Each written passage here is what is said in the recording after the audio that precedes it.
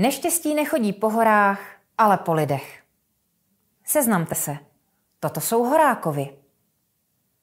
Horákovy budou na pátek 13. listopadu vzpomínat ještě dlouho. Při cestě do práce jejich tatínek, který je IT technik, zakopl při vystupování z autobusu a způsobil si tříštěvou zlomeninu ruky. Než ho stačila odvést sanitka, volá mu manželka, že se rozbila pračka. Maminka ještě ani nestačila vyndat nedoprané prádlo a malému Lukáškovi se při hře podařilo rozbít plazmovou televizi. Účet za pátek 13.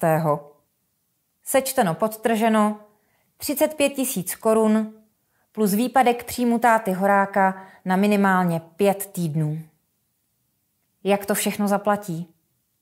Nabízí se 2 možnosti.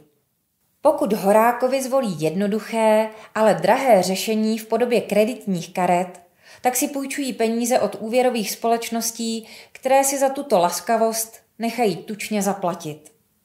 Úroky se pohybují mezi 20 až 30% za rok a vůbec nejsou výjimečné. V tomto případě by Horákovi zaplatili ne 35 000, ale třeba až 80 000 korun. Nebo zvolí druhou, výrazně lepší variantu.